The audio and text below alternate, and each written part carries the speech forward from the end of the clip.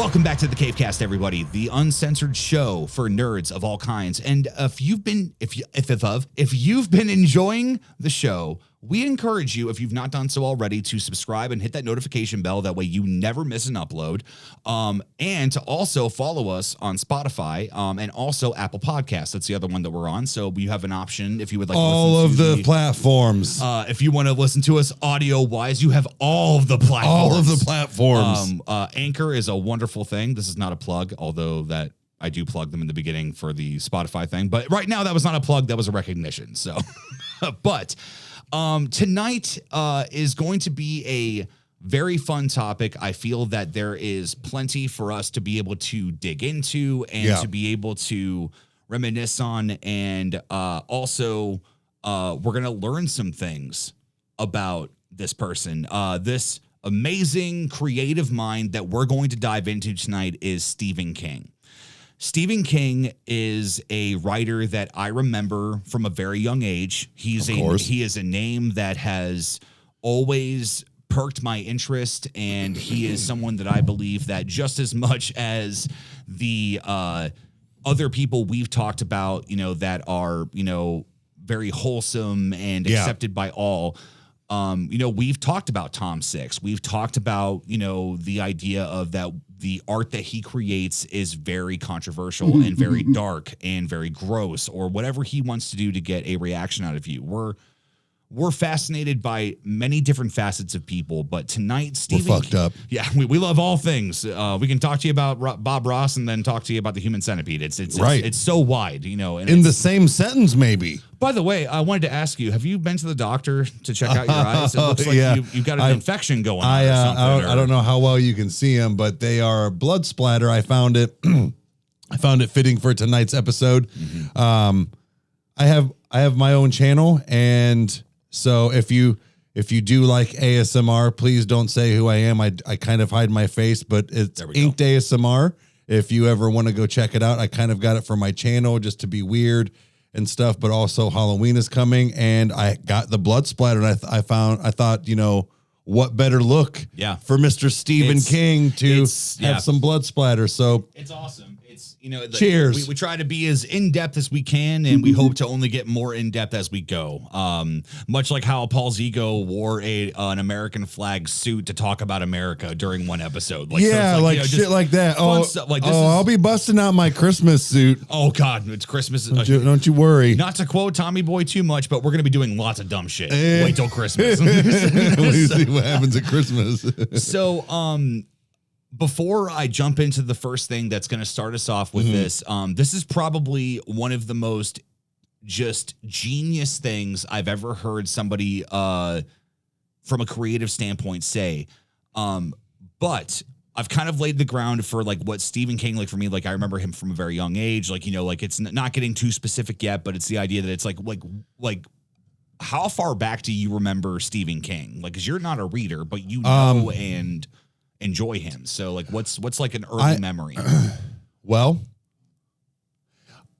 I'm trying to remember if and what I watched before it. Mm-hmm. Because I'm very bad at the what year things were when it comes to movies like that. Right. But I would have to say literally right over here, that was my first scare. Stephen King was the first ever writer, a movie, a character, anything that scared me. Mom can comment below. Her name will be Sherry on there. She will testify for me. Mm-hmm. Nothing scared me. Nothing. And you watched Hellraiser, Jason, all of these things at a very early age, right. Not even double digits. So I remember that it came out. I want to say I was probably 8 or 9, I think. You can actually probably tell me when it does come out, but it was so crazy. It was a made for TV movie, and it was just a clown. I believe it was 1990. So then I think that's when it. So I would have been like 8, 7 or 8, right? And it just that was the only. It scared the shit out of me. It scared the shit out of me. I watched all of his other movies. I saw all the other demons on every movie that you could think of. Nothing touched Pennywise. And that was my earliest memory. Because I remember your dad videotaped, like recorded. Yes. And he was so awesome with things. He even got the commercials out of it. He sat there for the 4 hours on 2 nights. Dad is kind of like where I get that creativity from, of being like, it's like, oh crap, we have to like, watch this on, a tape. It's like, nah, man. When you watch it, you won't know you're watching. You won't know you're watching it on a tape. Tape rather. But so that to me was it. It was and it shocked them both that it fucking freaked me out, man. I was almost 20 years old before I would walk next to a sewer drain if I was.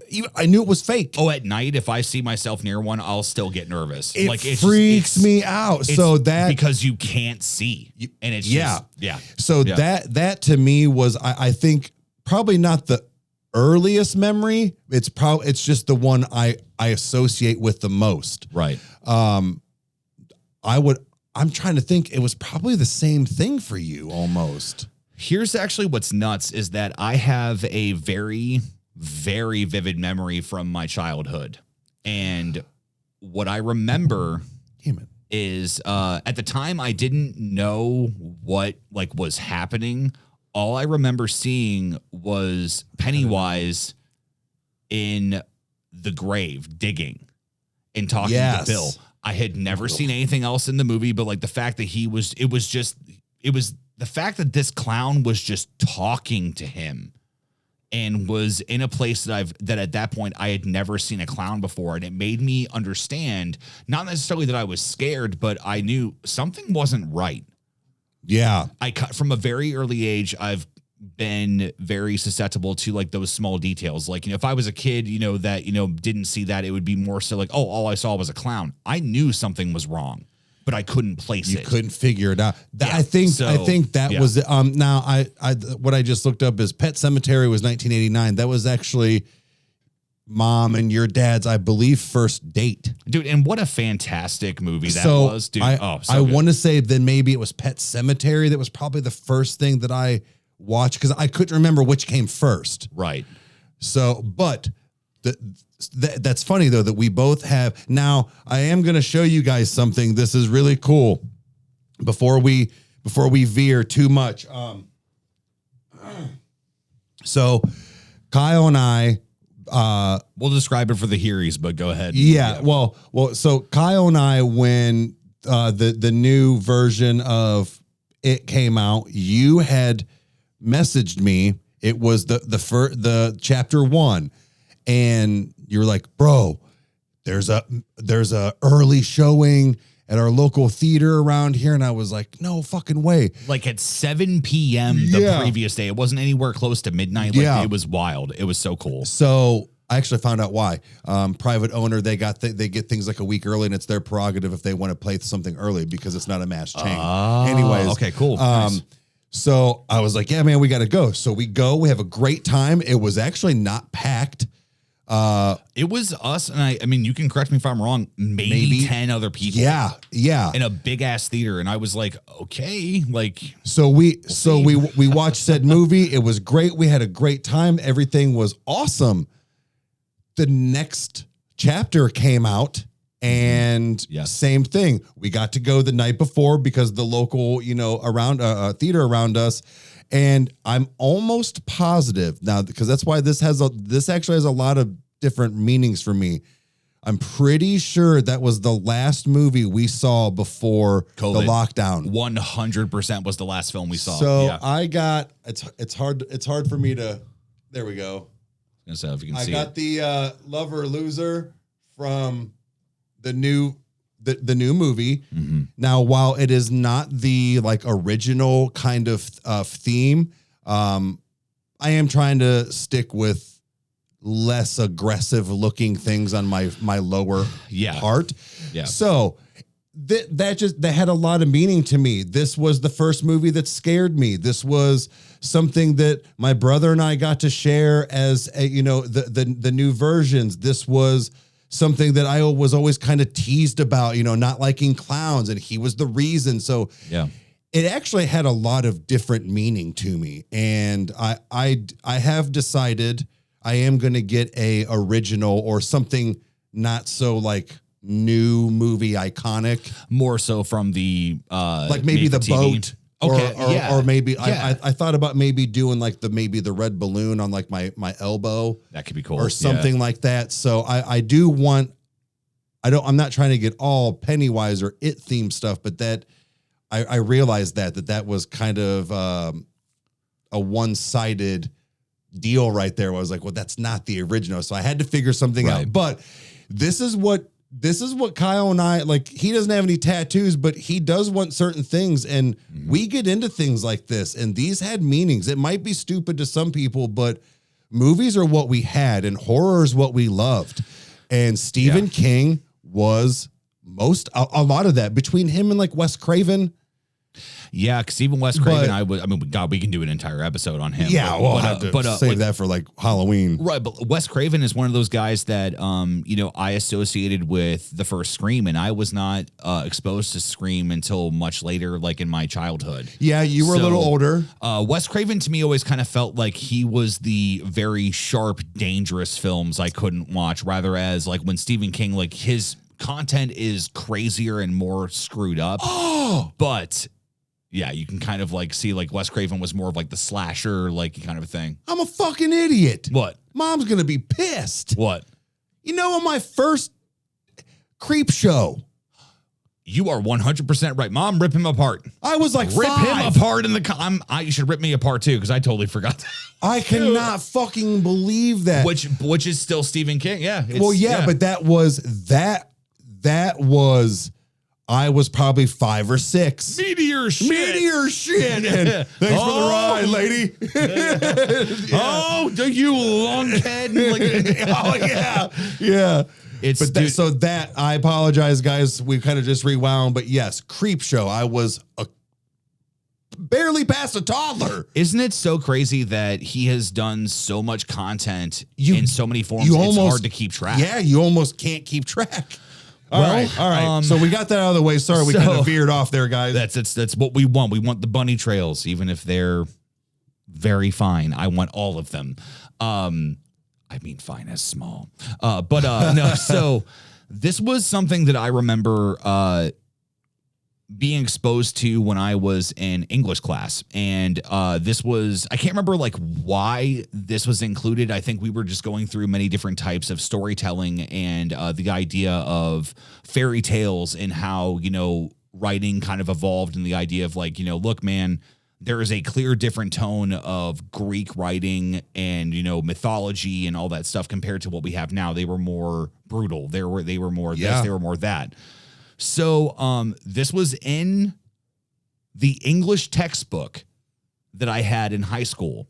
And I believe it was Mr. Beery was the one that taught it. Okay. And basically, it was a very interesting perspective on the horror genre. So, again, everything is in the description below if you guys want to follow along. I'm basically just going to just read this first page of this, or these first like paragraphs. I'll know like when to stop. It's not going to be the entire thing. It's like a whole like almost like 6-page paper. I'm not doing that. Oh, okay.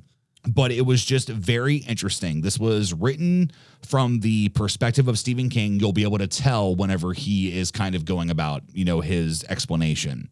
So it's the title of this is Now You Take Bambi or Snow White. That's scary. Stephen King. Read the story synopsis below and ask yourself if it would make the sort of film you'd want your kids watching on the Friday or Saturday night movie. So, buckle the fuck up.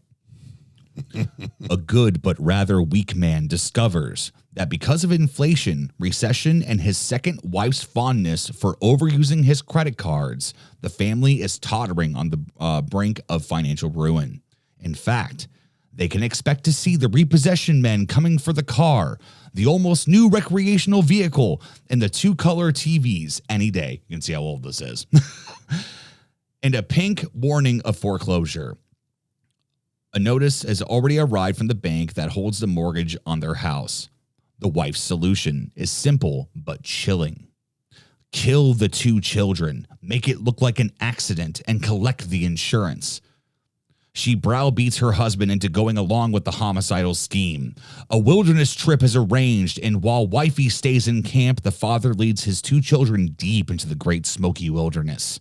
In the end, he finds he cannot kill them in cold blood. He simply leaves them to wander until presumably they die of hunger and exposure. The 2 children spend a horrifying 3 days and 2 nights in the wilderness. Near the end of their endurance, they stumble upon a backcountry cabin and go to it, hoping for rescue. The woman who lives alone turns out to be a cannibal. She cages the 2 children and prepares to roast them in her oven as she roasted and eaten other wanderers before them.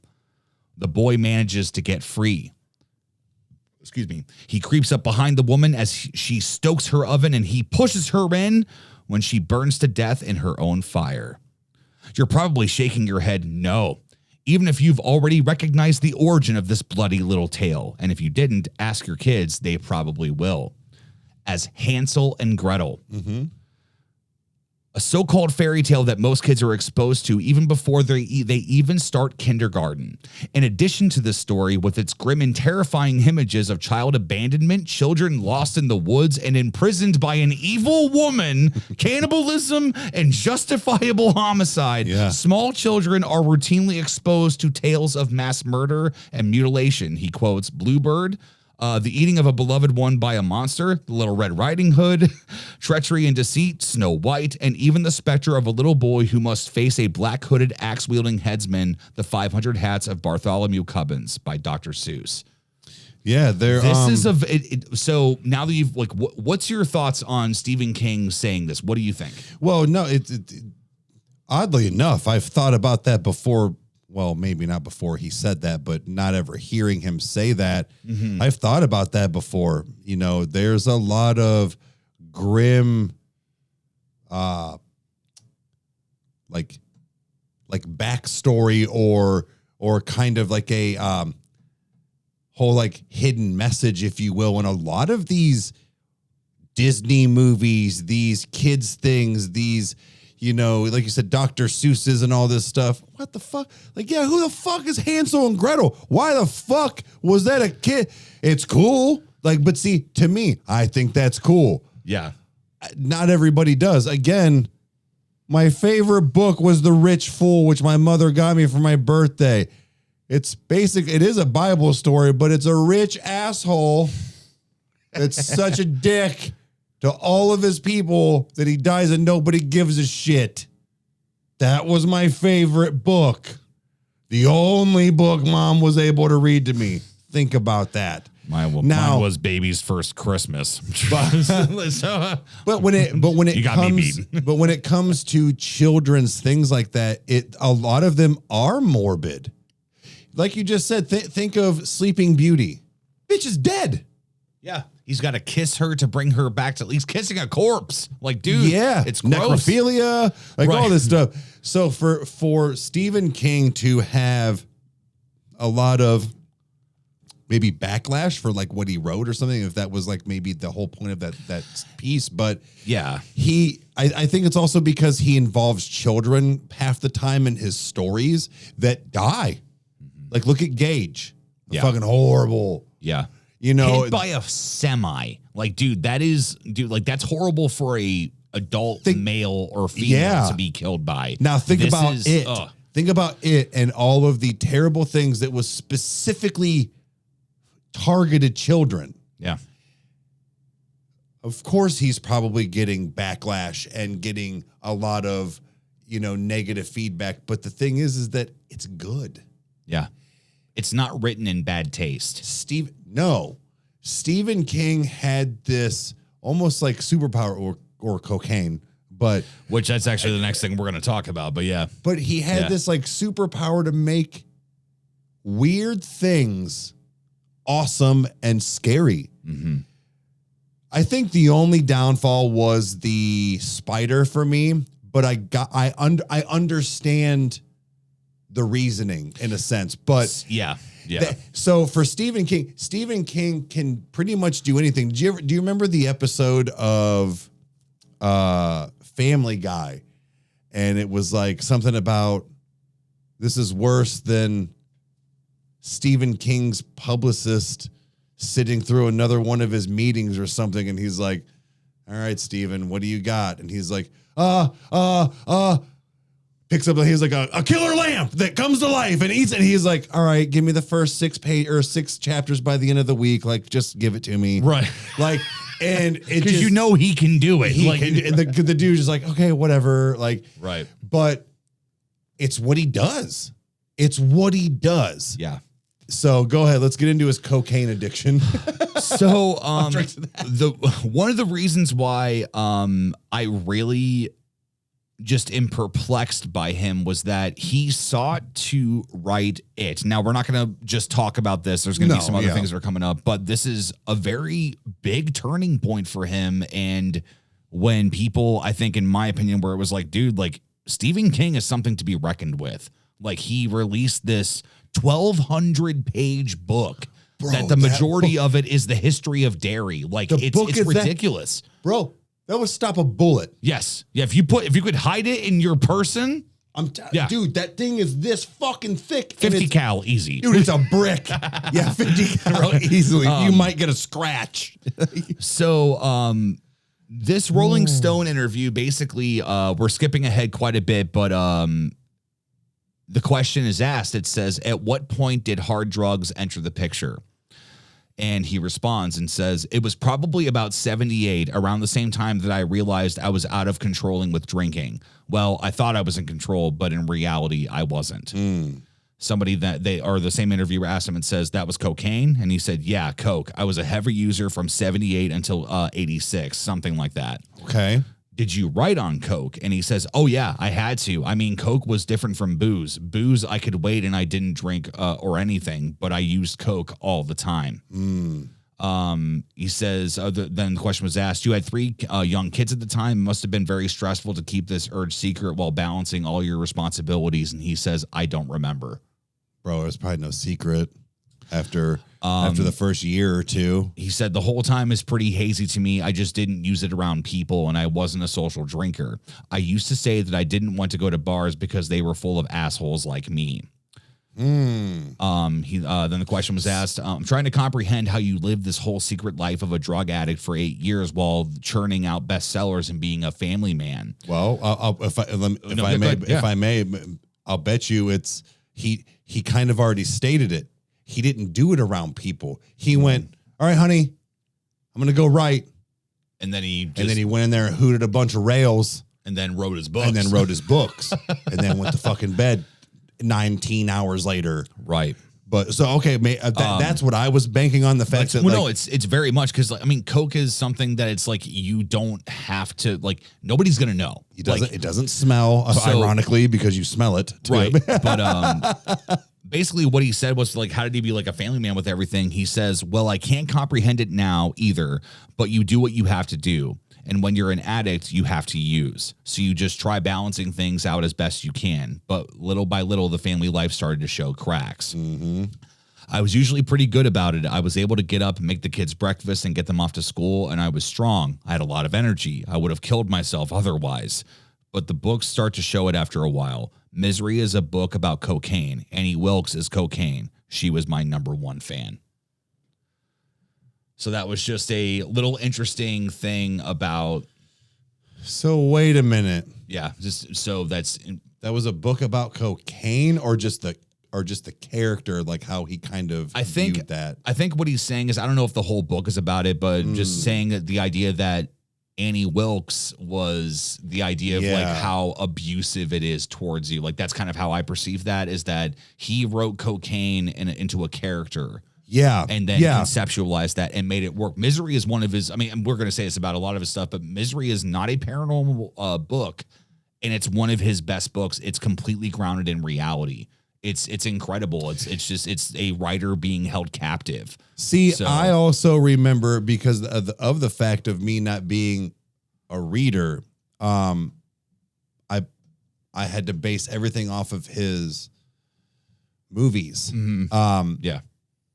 And I always remember when, like, there was a huge stretch there, kind of like the same thing with like the Wes Cravens and things like that. There was a huge stretch there where Stephen King's shit was just not books. His movies. It was finally the movies were coming out finally. Yeah. You know, like, I know that Carrie and like all that stuff is a little older, but you had a lot of these the Tommy Knockers, Needful Things, Thinner, The Stand. All these titles all were coming of these out, right? they were coming out. I mean, and Tommy Knockers is not a good thing, but what I will say is the fact that it's like his stories just could not stop being made into movies. Like, that's what I mean. Yeah. He had this huge stint where, like, I swear a new Stephen King movie was coming out every 9 months to a year for 10 years. Right.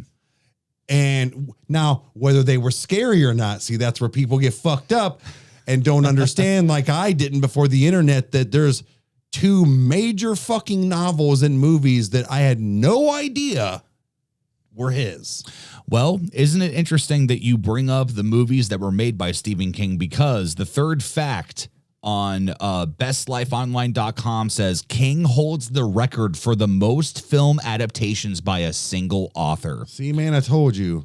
Even if you haven't read any of King's books, you've likely seen the film adaptation of one of his works. The Guinness Superlatives has certified with 34 movies based on his stories. King has the most film adaptations of any author. Good for him. Andy Muschietti's 2017 adaptation of It was the highest grossing film based off of a King work and the highest grossing horror film of all time, earning $327,481,748 at the box office. Oh, wait. The new one? Yeah. It's the highest grossing horror film of all time. Yes. Ain't you glad you got that on your arm? Bro, that's Again, I don't give a fuck. I don't give a fuck that it's horror. That's a huge accomplishment. $327 million and some extra. To be the best now in that in your category. Right. Wow, I did not know that, man. I knew it did really well. I did not think it broke the record, and wow, good for both of them, honestly. Here's the thing that really frustrates me, not about Stephen King, but about Stanley Kubrick. Number 4 says, but he hates the Stanley Kubrick adaptation of The Shining with Jack Nicholson. Speaking of film adaptations, Stanley Kubrick's adaptation of The Shining is widely considered to be a classic, which I agree. It's a classic fucking movie. It's directed amazing. It's you and I have had that conversation. I need to rewatch it as an adult. It's a very disturbing Dr. movie. Sleep was good. This says, however, King famously hates it. He told Deadline, quote, "The character of Jack Torrance has no arc in that movie. Absolutely no arc at all. When we first see Jack Nicholson, he's in the office of Mr. Ullman, the manager of the hotel, and then he's crazy as an outhouse. Oh my God, he's as crazy as an outhouse rat. All he does is get crazier. In the book, he's a guy who's struggling with his sanity and finally loses it. That's how the new one is made. To me, that's a tragedy. In the movie, there's no tragedy because there's no real change. I've also heard, I don't know if this is the truth, but supposedly Kubrick had an angle against King. In the book, the hotel explodes. Mm-hmm. In the movie, it freezes over. Like, he deliberately changed certain things for the film, I think, because he knew he could and could get away with it. So, like, can you? But again, I don't know. Like, I remember that there was a reason why it was so different, but I've heard that it's like they did not get along, or like it was something to that effect. But yeah, here's my thing: is that what you just said? Like, now whether that was his thought process or not, but let's say that's what it was, because he was the one making it and he could. Well, no. Again, that's my opinion. That's what I think. But but what I'm saying is no. you didn't write this. Mm-hmm. That is you making your book because I'm if I'm not mistaken, because it was a book. Mm-hmm. Yep. Then it was made into a script. He wrote because he wrote the Shining. It's not. He wrote The Shining at the hotel that he stayed at, and then they made it. Into Well, the, no. What I'm film saying is adaptation. that's different than like with you're making a script. Oh, right. It's not a book first, but because now the director has this said book, now he's making the script. Mm-hmm. Well, you can't just fucking. I know that you can do certain things, but you can't do things like that. See, I didn't know that. Yeah. I didn't know that it was supposed to blow up and not freeze. That's why in the new one with the boiler, when he decides that did happen in the book. See, that to me, that is a fucking bullshit bitch move. Yeah. You can change little things. You can change certain maybe like dialogue and whatever, but that is kind of a main. That would almost be like, all right, me and Kyle are gonna make it. Pennywise is gonna be a dolphin. Right, he has his final form as a dolphin, and you're gonna love it because I made it. Like, No, it's like, no, not even that. Like, he's not a clown. Oh, he's a dolphin. He's Okay. a dolphin, or something to that effect, or like he's a hobo, or right. You can't. That is a major thing. That's some bullshit. He should have knocked him. He should have got all coked up, hooted a few rails, and then beat that dude's ass. See, I'm torn with it, dude, because Kubrick is a fan, or was. He's a douchebag in my book now. Well, here's the other thing too, is that it's actually like this is one of the things that like when I think of Kubrick, he's kind of like a unacceptable, no nice version of Gordon Ramsay. Like I look at him, I revere him, but I never would have wanted to work for him. Shelley Duvall, who played Wendy, and for anybody that doesn't know, wasn't it like 138 takes? I'm actually going to find out right now how much it was. It was, dude, he broke that bitch. It was, and what's terrible is the fact that forever. It was on Shelley Duvall, like takes Shining, like forever. It's he broke her. What's so fucked up about it? Let's see here. It's poking me in the neck. Let's see here. Wayne Manor. Sorry, guys. We've been on a cheesy like movie kick, and actually it's not the cheesy one, but we were watching Batman and Forever, and just Jim Carrey, dude. I'm sorry, he did really great in that movie. Give a fuck if people think it was corny. Okay, during the scene where Jack is chasing Wendy up the steps. Yeah. This is disgusting. Where she's like screaming and crying. She has no tears left, and she's so exhausted and everything. It says Kubrick had the actors do it 148 times. That was close. I said 133. But another far more damaging scene, the staircase scene, was 100. Oh, sorry. But this, I thought 148. I got the numbers mixed up. 148 times was for a previous take. It said, but for Shelley Duvall's scene was shot 127 times. She says, quote, it was a difficult scene, but it turned out to be one of the best scenes in the film. It is, but at the same time, like, no, he was mean to her on set. This wasn't one of those where like, this wasn't Troy Baker being like, look, this is bullshit. I can't do this anymore. And then Neil being like, nah, man, do this instead. And then he got it. Duvall was put into a situation where she was a victim 100% of the time. And I get that it's a good reaction. Right. But that is a bullshit move. And I you know what? We need to move on because I'm not liking this dude anymore. Yes. Now again, fucking freezing and blowing up. That right there should have been grounds for. Can you impeach a director? I revere. He's dead, so you can't do anything about it. I'm talking about 20 years ago. We're gonna time travel just to impeach. Stanley get the Kubrick. Flux capacitor working. He can have all his other movies. His other movies are great. The Shining, no, but we're gonna impeach him. No, but roundhouse his ass. That's the thing, dude. Is that like I remember watching The Shining when I was a kid. I remember watching The Shining when I was a kid. Scared the fuck out of me, dude. That's before I knew the source material and everything. But I just it just didn't scare me. I enjoy the way that Kubrick directed that movie because it was fucking disturbing, dude. It was the directing was fantastic. I can't get past the fact that it was like it deliberately is the opposite. Yeah, see, that's what I didn't know that, and that makes it even worse. Well, an interesting other story is Carrie was King's. They're all gonna laugh at you. Yeah, Carrie was King's first novel, and he originally threw it in the trash. Oh no, you sure it was Carrie? In 1973, King wrote a few pages of what would become his first novel, Carrie. Then decided it was no good and threw it away. Fortunately for his wife, Tabitha, she found the pages in the trash can of the then broken couple's double-wide trailer and convinced him otherwise. She says, quote, "You've got something here. I really think you do."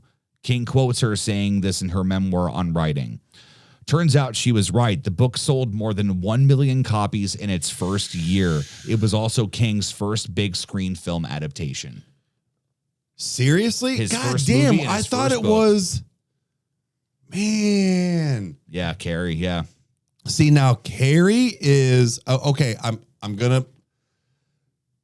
That is another one that doesn't do a whole lot for me, but... for being a like kind of paranormal kind of like writing and film and look and feel, Right. it's one of my most tolerable ones.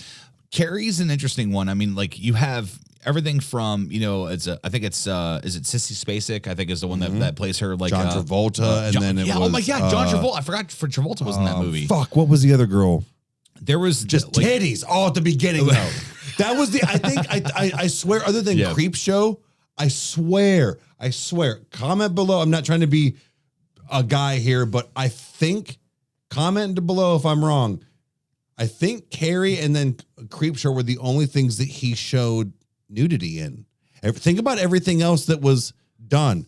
A lot of his stuff were made for TV, and then even his actual movies, nudity was not his thing. The only thing I can think of is Chapter 2 with the naked old woman when she comes out. But even then, like that's cheap. It's CG. Yeah. So like I'm not like. But his was a different thing. It was a girl's locker room at the beginning. Right. It wasn't done to be sexy. It was. I actually remember like mom never really complaining or like making me look away because it was a non-sexual thing, and it actually fit with what was happening. But and once I got older and I realized what was actually happening, it's horrible. I realized why mom didn't really, I don't want to say didn't give a shit, but it was like, okay, there's some tits bouncing around. Them bitches were mean. Yeah. And that poor girl was like, she didn't know what the fuck was going on. So it hit different as a kid.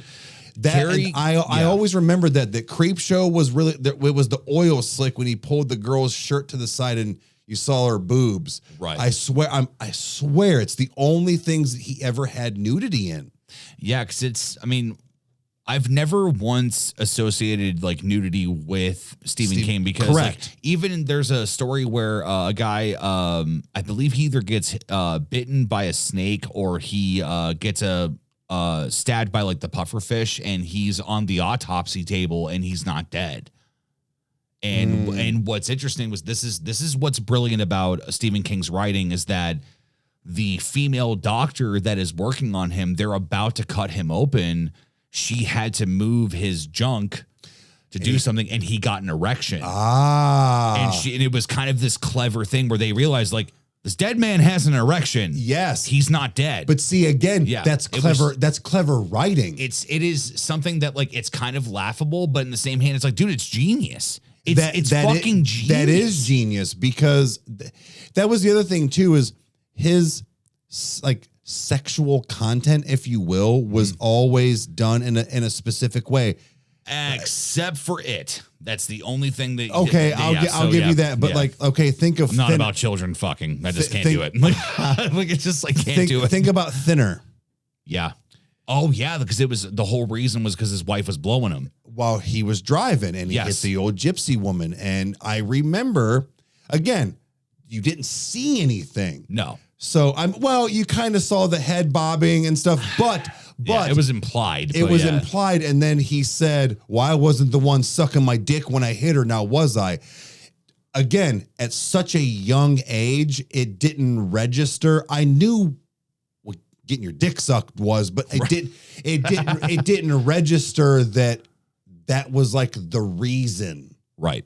Because he wasn't paying attention. And how embarrassing and degrading is that, knowing that you killed somebody in a weak moment of your life, whether it was done responsibly or not. Correct. It's the shame. It's again, so good. Like it makes exactly, sense. Exactly. That's why your dad and mom never really. That was one that we watched a couple times, and it was a good one to us. And it was never anything that I had to ever look away or like I couldn't watch, because it was written for a purpose. Yes. It wasn't just thrown in like a Wes Craven movie. For you to even be a kid and watching that, for you to miss that would mean that you missed the plot. It's just like I'm about to spoil Taking Lives. If you've never seen it, it's with Angelina Jolie, Ethan Hawke, and Kiefer Sutherland. If you've never seen it, please mute this or whatever, or get out of here.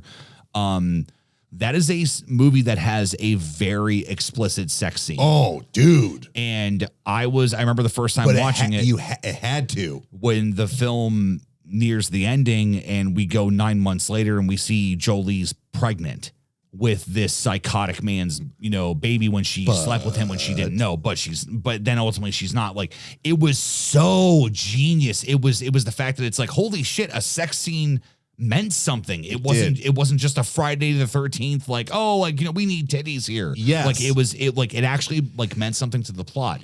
To me, that makes a big difference in how a horror movie looks and feels to me. When you can keep everybody's attention, because let's be fair, all of those slasher movies and things that we see, and all of these, Jasons and Freddys and the teens that fuck and that's who dies, it's for the dudes. Yeah. It's for the dudes. I love a good set of titties. I love a great sex scene. I love a hot bitch that gets naked and wants to blow you in a hot tub. Okay, cool. Do it once in the movie. I want to see the stuff. I want the blood. I want the gutting. I want the head coming off. That's why I'm here. Isn't it interesting? If I want to watch titties, I'll go on P-Hub, dude. Isn't it interesting where it's like blood and gore is more susceptible as being accepted than that, because dude, even with the new Friday the 13th, it's not why I'm here. No, it's I'm not here for titties. The new Friday the 13th that they made with Jared Padalecki was basically a softcore porn, and I was so disappointed. I'm like, dude, you missed so much opportunity with this. Yes, have the topless girl doing her thing. That's what I mean. That's completely it is Friday the 13th in a nutshell. That's what we expect, but it was done in a way where I'm like, nah, man. You're doing this because you had nothing better to do. Exactly. It was weird filler. Like I said, give me one good. You know what I actually liked was their the recreation of Rob Zombie's Halloween. Okay, they had the fuck scene at the beginning, and when she gets stabbed by Michael. Okay.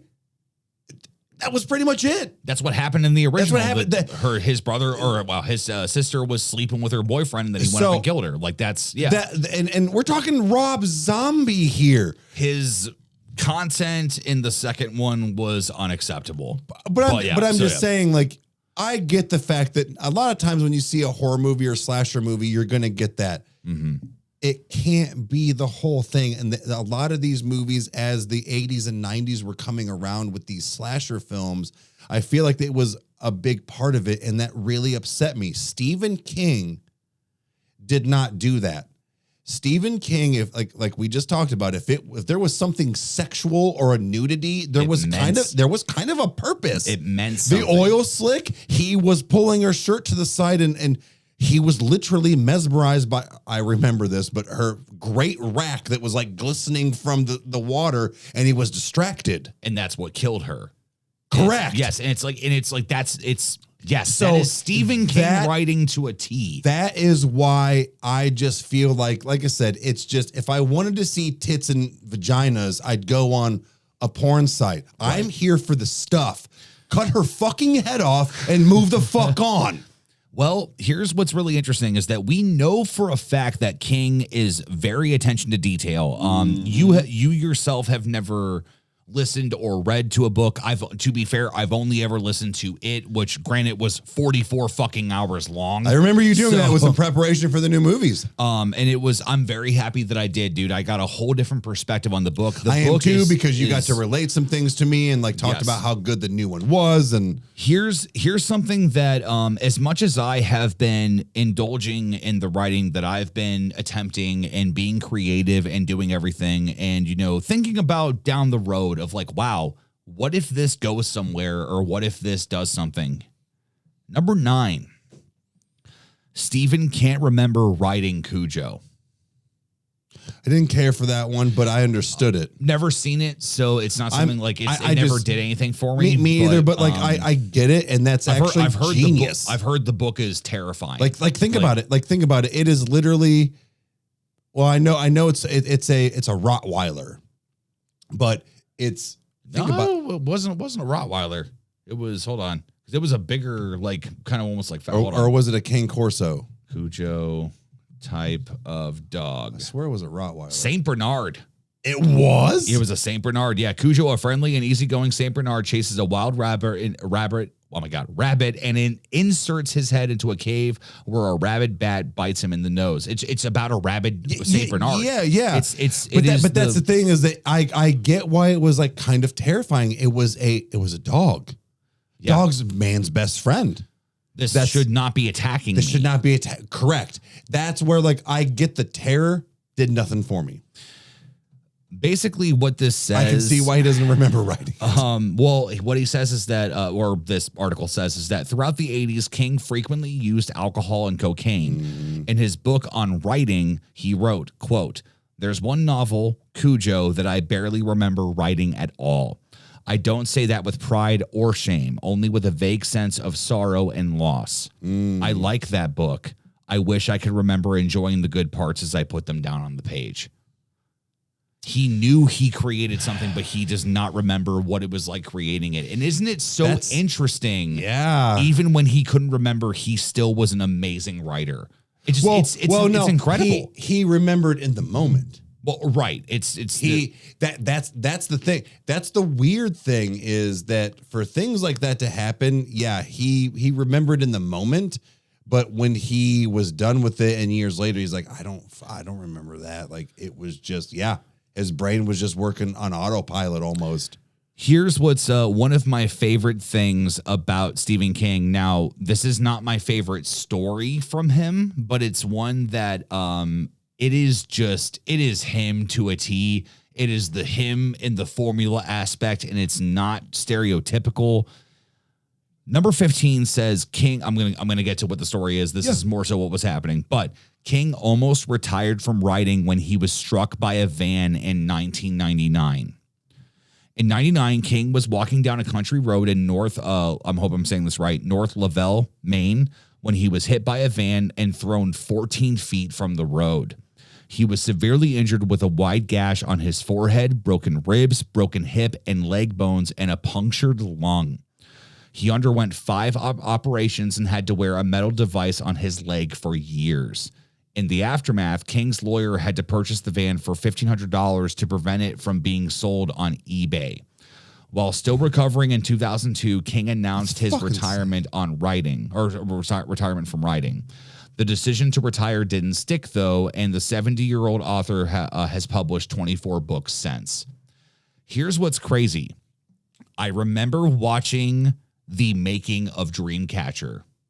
Oh my God, I forgot about that one. Dreamcatcher is what he wrote in the hospital with a pen and paper. That's what kept him going. That was that movie's fire. It is so fucked. It is not what you think it is, and the way they did it, it was it's one of my favorite Stephen King movies. Or just stories. Wow, rather. Man, I call myself a I call myself a Stephen King fan, and I fucking forgot about. Wow. Okay. That's interesting. So he did not give up. He kept going. He wrote Dreamcatcher, and I'm not picking my nose, by the way. I'm so you ever see that episode of Seinfeld where he's picking his nose, but it's because he's scratching on the other side? I was not picking my nose. This is picking my nose. This is scratching. So there's a couple of facts here. We're just going to kind of breeze through, just more of just some cool things. Is that number 16 says King has more than 17,000 books in his personal library and has read almost all of them. Did he write them all? No, it's no. I was being funny. He wrote 17,000. Now my nose is all messed up because I put my finger in there. Now I'm touching my nose. Excuse me. In his memoir on writing, King writes, quote, "If you don't have time to read, you don't have the time or the tools to write. Simple as that," end quote. Indeed, King is an insanely avid reader, and he says he gets through 70 to 80 books a year, mostly fiction. His home library includes more than 17,000 books, and he claims to have read all of them, except for a few new editions. So he is an avid reader. Oh, so he's 17,030. He's only read 1,700 or whatever. All right. This next one. This is one I was telling you about. Number 18. Any aspiring filmmaker can buy the rights to King's short stories for $1. Get the fuck out of here. Got $1? Then you can be the next person to adapt a Stephen King short story. So not one of his books, but one of his short stories. So as long as you got 500 of them right there. So as long as you don't distribute it for money. If you go to Stephen King's website, you can see a list of short stories whose film rights are available, which King calls his dollar babies. There's even a Dollar Baby Festival in Belgium where filmmakers can showcase their films made from these contracts. So you can actually work something out with him, pay $1, and acquire the legal rights to do something. Now, what if you put it on YouTube? I think it probably wouldn't be able to be monetized. You would be able to get views and recognition for it. So you get to spend all your money and the dollar to make everything and not make money back. Yep. So it's so it's the idea, but like the fact that it's like you can take any cool idea from him and get it for $1. Here's why. And it's like, because a lot of people will think about that idea that you can acquire it as long as you don't make any money off of it. Some people have to pay a lot of money to acquire rights. Stephen King is worth $400 million and has sold more than 350 million copies of his books. He is definitely one of the most successful authors in the world, but he's not in it for the money. He says on his website that the answer to that is fairly simple. There was nothing else I was made to do. I was made to write stories, and I love to write stories. That's why I do it. I really can't imagine doing anything else, and I can't imagine not doing what I do, end quote. To learn more about the world's richest self-made men, check out how the world's 15 richest men got that way. So apparently he's on that list. Wow. This is not, we have to end here, but this is just the last one, is that his entire family has a knack for writing. King met his wife Tabitha in the library of the University of Maine, and the two married in 1971. Tabitha herself is a writer. She's published 8 novels and 2 works of nonfiction, and is one of the couple's children, Joseph Hillstrom King. And so is one of the couple's children, Joseph Hillstrom King. He started writing under the pen name Joe Hill to earn a reputation of his own. Good for him. Joe has published 4 novels, 2 short story collections, and 1 comic book series. He even appeared in the opening of the closing segments of King Films' Creepshaw. Not Creepshow, but Creepshaw, I'm assuming. Looking for your next weekend read? Try one of the 40 most side-splitting reads of all time. So basically, yeah. So his wife and one of his kids have actually, they're professional writers. So it's just, it's insane. Think about that. Having to follow your father's footsteps. Being Stephen fucking King. I actually think that if mom correct me if I'm wrong, but I think that it was Dr. Sleep was written by Stephen King and his son. They wrote it together. Really? I think so. I think it was because it was that whole. Correct me if I'm wrong. Find out. But I think it makes sense. But it was the idea of like this was an old good idea of his, and then he kind of passed it on. But I like the fact that his son is one, confident enough in his own writing. Yeah. 2, doesn't want to piggyback off of his daddy. 3, enjoys the same type of thing that mom and dad do. And 4, isn't mad if he doesn't become the next Stephen King. He's doing this because it's something he likes. It's what he's grown up. It's what he knows. He's fucking Stephen King's kid. He clearly knows how to put words onto paper. Wouldn't it be so funny if he was like, nah, bro, I like to tap dance. I'm going to do something that inspires children across the world. But no, that definitely makes sense. But it's so awesome that he didn't want to like take the easy route. He did not rely on his father to give him his start. He was just a good writer. I know I'm good. Yeah. Let's see how good. Yeah. So that's very admirable, man. That is. I have much respect to his son, because not many kids. Because think about it, even if he was in his 20s, but not many kids would do that. They go, yeah, but my dad's Stephen King. I can do this. Yeah. He knew, and that is really awesome.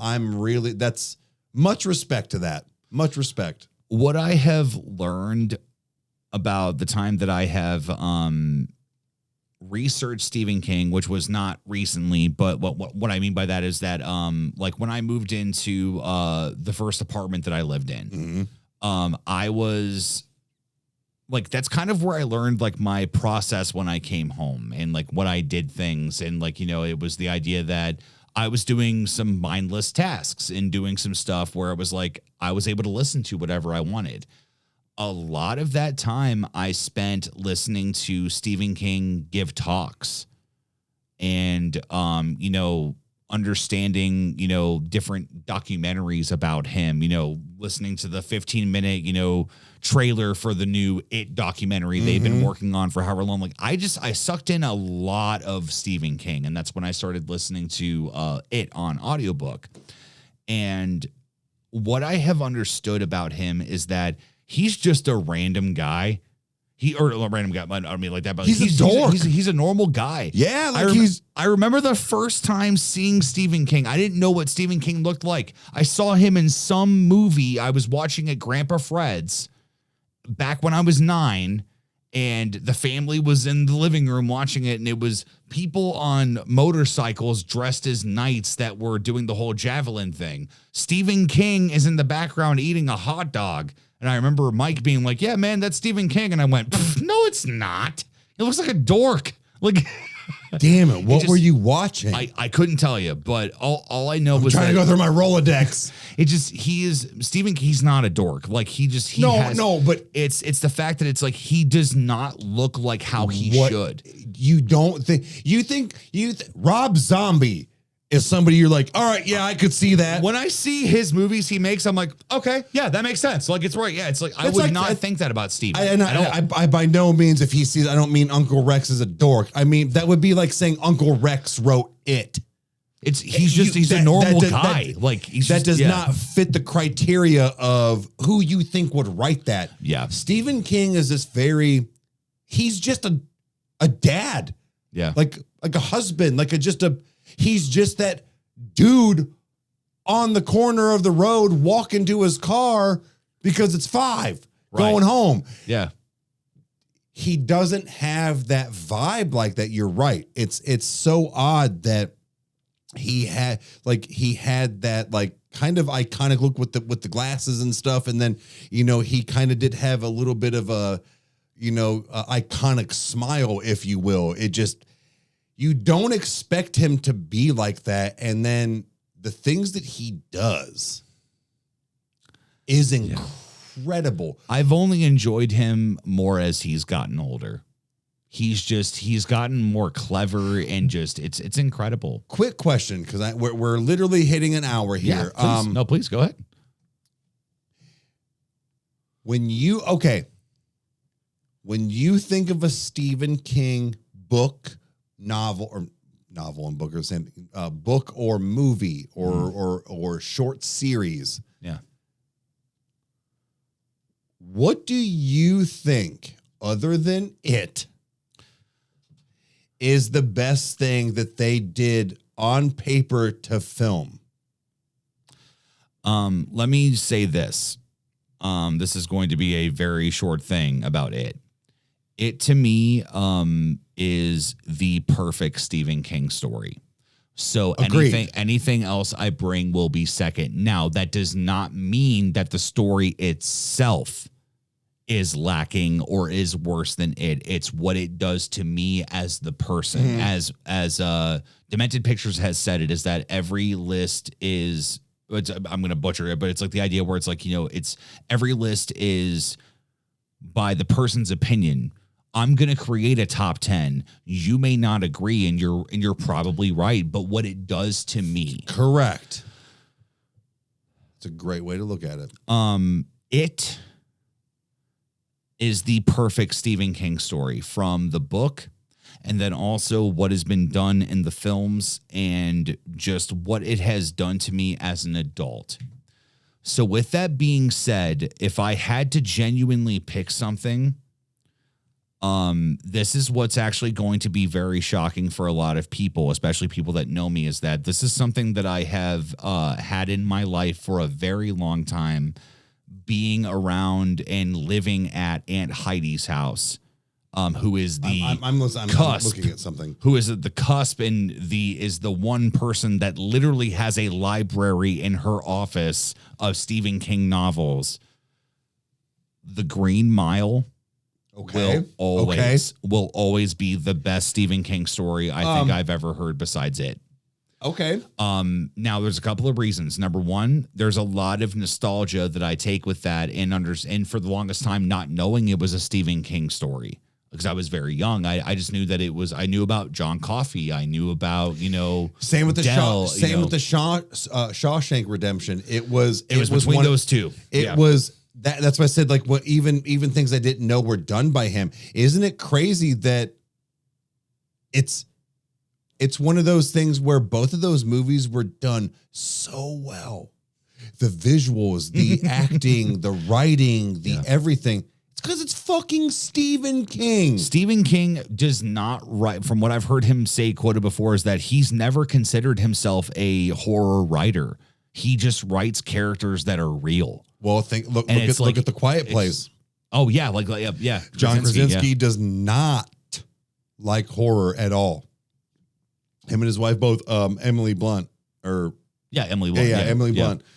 They don't get into that. He literally wrote the story. It was about his wife and kids, but it just turned into that. Now, so that's what's so interesting is Stephen King is kind of like the opposite. I'll bet you that was probably something different. And then he went, oh no, I bet you John Coffey can be this. Now, sorry, I'm going back. I'm gonna finish my statement, or like what you said, and come back to mine is that now I never actually have gotten to read these. Again, not a reader, guys, so I apologize. Correct us. I have not both either. if we're wrong. To me, Creepshow. The Creepshow is hard to beat, dude. It's good. I figure they're the best adaptations to his because they're short stories. You can make them the way they need to be. And when I lived in Pittsburgh for a long time, I worked at because at that point in time in PA, you had to go to a beer distributor or a wine and spirits store to get your alcohol. You could not get them at gas stations and all of these things. Right. I lived in what it was called Peters Township in PA, right? It was about 11 miles from Pittsburgh. Tom Atkins, that was in the Creepshow series, he was the asshole dad that threw away the comic book at the beginning. Yes, yeah. That was his hometown. He bought beer off of me. I don't mean all of it, but he would come in and get his like 6-pack of Stella, I believe is what it was. Oh, he was so nice. He was so nice. I never got a picture with him. I didn't really have a good phone at that point in time. This was so long ago, right? Yeah. I will never forget that. That is and I had him do some of his iconic lines. And he was great, man. He was so awesome, and he was like, you know, he was so intrigued that like I knew what it was. Like this was like, you know, what I grew up with, and like I explained, you know, mom and me and all this stuff, like, you know, how I got into horror and all this stuff. Right. And it was really cool. It's so nice to see people like Tom Atkins that plays this iconic asshole in a lot of Tom Atkins. If you don't know who he is, look him up. He's one of those that guys in movies that you don't know who he is, but he was just like in everything. And a lot of the creep show stuff he was in, and a lot of other horror movies. And it was so cool to meet that guy. And it wasn't at like a meet and greet. He was being himself. He drove up and went to go buy beer, dude. Yeah. Yeah. I know that he had money, but he even stated, he's like, he's like, you know, I come back home and I've got a couple vehicles here that you know, this is my hometown. I like to stay, but he had other places. He drove up in it was new, but his Honda Civic.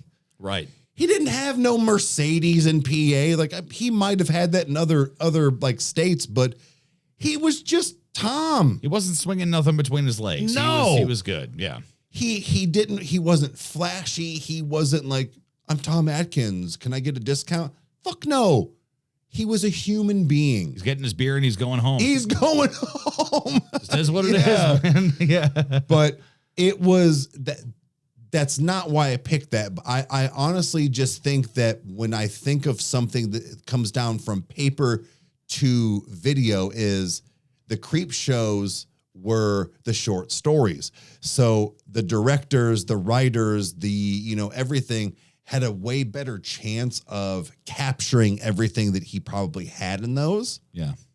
So that would be my pick. I think you're absolutely right, though. If I had to say, other than it, creep shows, I'm going to list that as not just number one, but one, and then The Green Mile and Shawshank. I think that is probably maybe Pet Sematary. But again, I didn't read the book. Here's what I have. God damn it! I keep smacking that motherfucker. Here's what I have learned to love about Stephen King's writing. There is a line from Shawshank. I mean, there's many lines. Yeah, which one? Because I kind of know that whole movie by heart. You'll probably say the one line I don't know. Like for instance, The Green Mile. Like everybody knows about. Like we've talked about it. You know, I'm tired, boss. Like I know it's. You know, I don't want to do this anymore. You tell him it was a kindness. Stinging all the time. Like oh man, even like how he wrote. Like just the way that Dell before he goes through his horrific death, and he looks at the men that are to restrict him and confine him, and he just says, "You're a good man, boss." And he's like, "I sure wish I could have met you some other way." Some other way. The line that sticks out to me more is I've seen it so much in watching people react to it and understanding that The Shawshank Redemption, it truly is one of the best stories ever told. Just it's something to be remembered for sure. Even if it's not in the top 5, it's something to be remembered. And what comes to me is when Red, Morgan Freeman's character, when Red is finally let out on parole from one of the best dialogue scenes that happens of him just being like, he's like, stamp your form, Sonny, and do your thing because frankly, I don't give a shit. I got to get back because lunch is coming in 20 minutes. They realized they broke him. Done. Probation given. Like it was how he like it. There, it's incredible. But when he goes to meet with Andy, and the camera is panning over.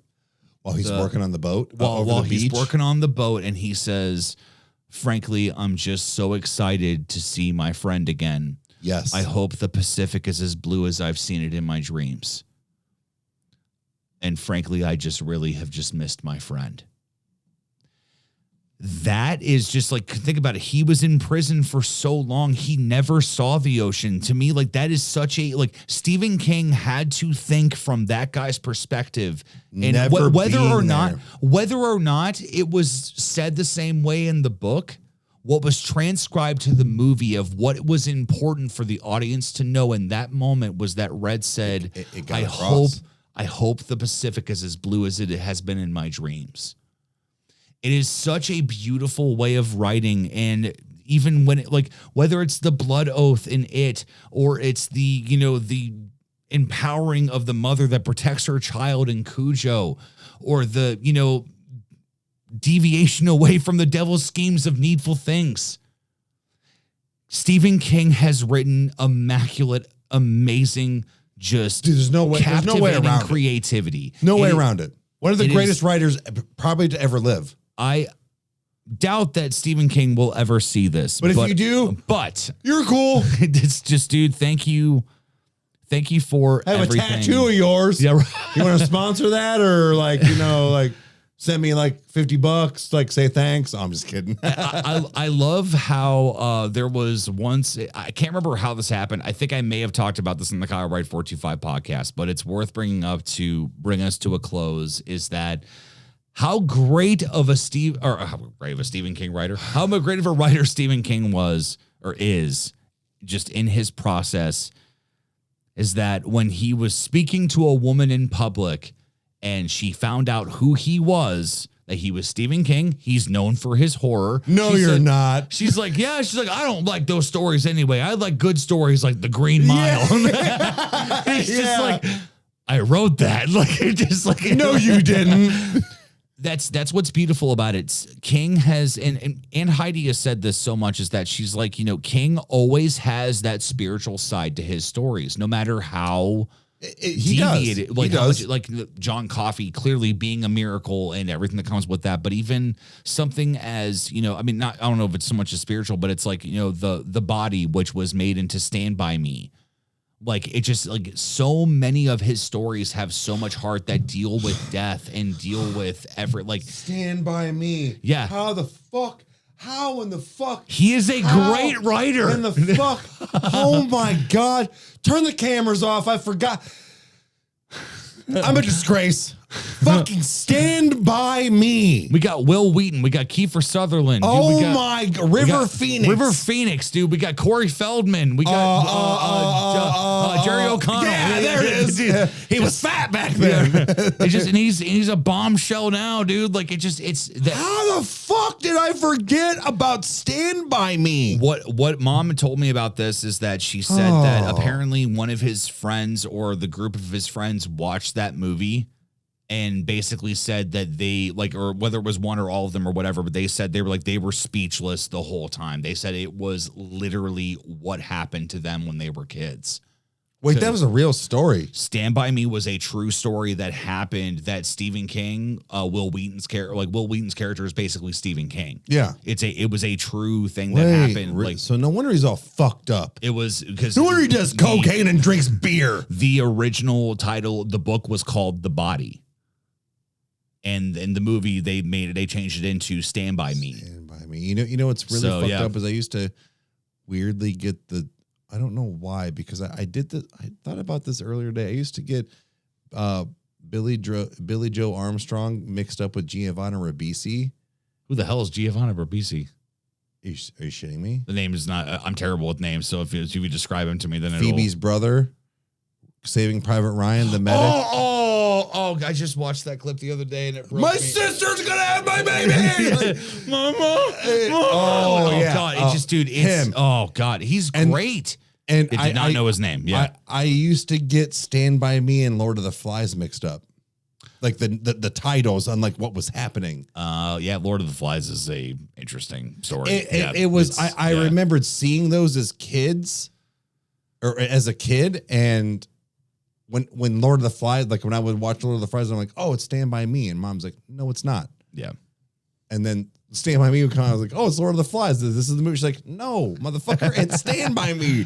Like, We're paraphrasing, but but it was just one of those like that's how. I Yeah. used to get Dane Cook and Ryan Reynolds mixed up. For Dude, a I long did that time. for the longest time, and I feel like such an idiot now. Like, Yeah, it's- now. But But the only thing that that's- killed it for me was Waiting, because they both were in it, and I was like, well, that's clearly Ryan Reynolds, and that's Dane. Dane Cook was one of the dishwashers, and then also one of the guys. He's the one that gives the kid his ranch. Oh, Waiting. I'm Waiting, thinking yeah. of Employee of the Month. I'm sorry. yeah, sorry. Waiting. Wow. Yeah, Yeah, it is no. my God-given right. Like, it's just like, dude, it's insane. But no, so that is, oh my God, Stand By Me. I'm a disgrace. Stand By Me is now again, I don't know how much was Oh. fictionalized or what King did to make it like as far as like him losing his brother, or if like I don't know. I've never done that much research into it, but essentially, yeah, it was just that he took a real thing and made it into an amazing story. And like how incredible is it to know that all that King, I mean, that sounds cheap, but it's not, but it's like all that King did was just wrote what happened. And he was able to do it in a way that that's what I mean. Like maybe that's how he got his knack for writing. I mean, could be. Yeah. Excuse me. But no, to end is honestly, man, I didn't know how this was going to go. I really thought we were just going to babble about it and like Pet Sematary, to be honest with you. There's so much he's done. Yeah. It's incredible. It really, like when you go back and think, like I remembered, like, you know, watching these series or short series or these movies or going to the theaters and doing all these things. It really brought up a lot of different memories.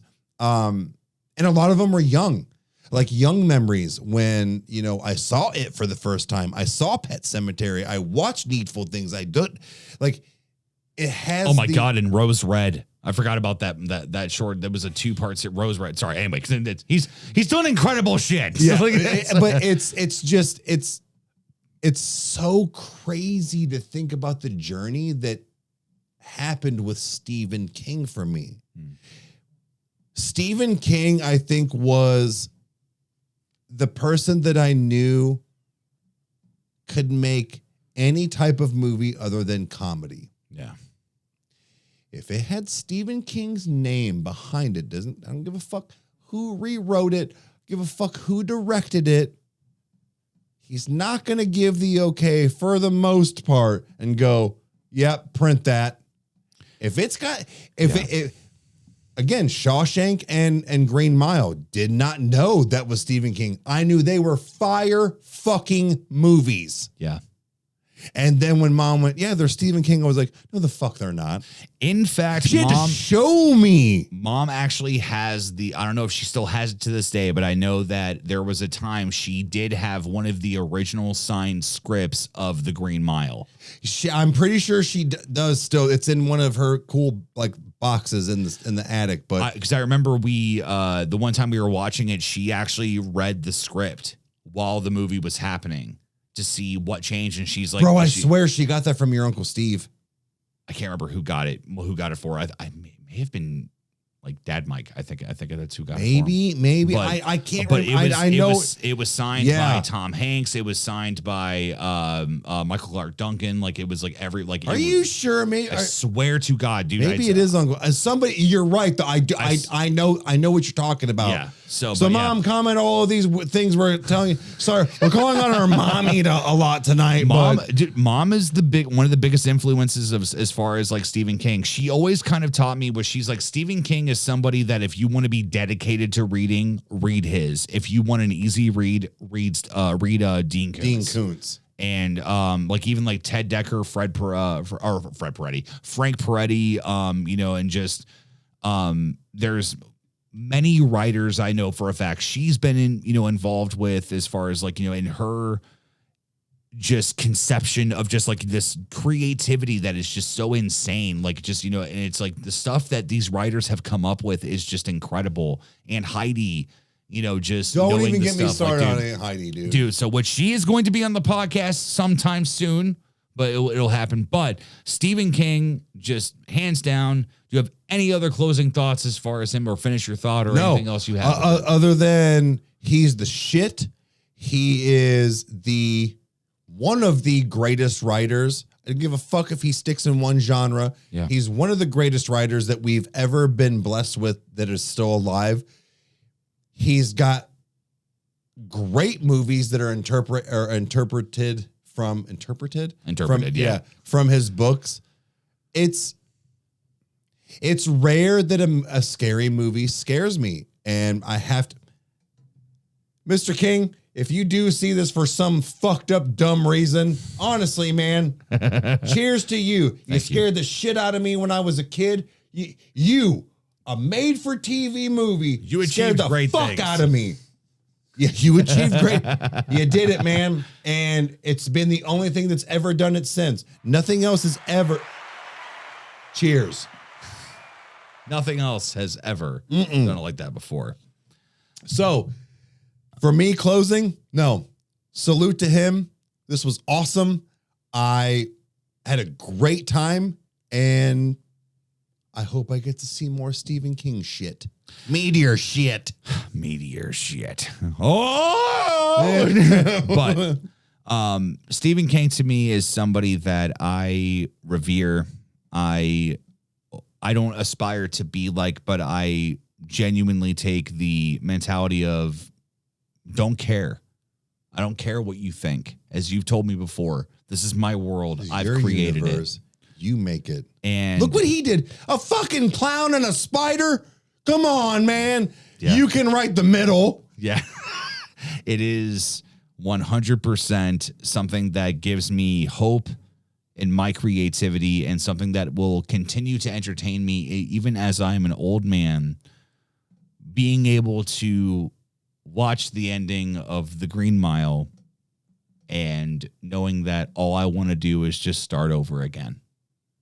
And I just want to hear the story as many times as I can and pretend like it's the first time I've ever heard it. Give a fuck about horror, dude. That's what he does.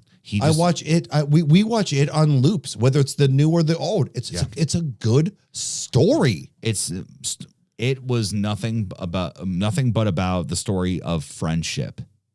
That's the whole point of why he wrote it. But then there's like you said, the Green Mile. Like it has different effects. You can rewatch it because it's a good story. I want to exist in everything about it as much as I can. You want to be there with it. As much as I believe that that's hard to write, man.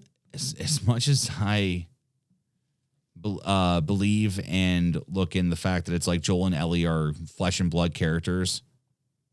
John Coffey is a very real character to me. Del El Quartel or whatever his proper name is. I'm going to butcher it, but he's real to me. Paul is real to me. Eddie is real to me. Bill. Yeah. All these people, all these characters that I have been fortunate enough to just share my life with in some way. You have a connection with that character. We're not delusional in the fact that they're real, but you have a connection with that feeling, that vibe, that feel, that anything is that he did it through mostly horror. That's crazy. That's fucking crazy. Nothing should have been that good at all. So, but nevertheless, though, in conclusion, man, like I said, this was great. I had a great time. This was fun, and it gave me an excuse to wear sweet eyeballs. Eric thanks you with his eyeballs, and I thank you with my words because I do not have any contacts. But if you've enjoyed the show, and you want to hear more of the ramblings of what happens in the Cave Cast, then please, we suggest that you guys go ahead and subscribe and hit that notification bell. That way you never miss an upload. Or I'm going to come stare at the end of your bed like this. That's right. He's going to send his eyes. We're working on technology. We'll see what happens. But but nevertheless, though, guys, thank you guys so much for sticking it out this long. And Mom, we know that you've made it here too. So thank you for being referenced so much in this episode, and all the movies and stuff we've talked about. Thank you for being the inspiration. And we're gonna go ahead and end this right. Is there any last minute tongue-in-cheek things you want to leave for the audience before we hit this ending beat on the song that cuts to black so efficiently every time? Yeah, go for it. I gotta prep. Okay, all right, big time. Okay, all right.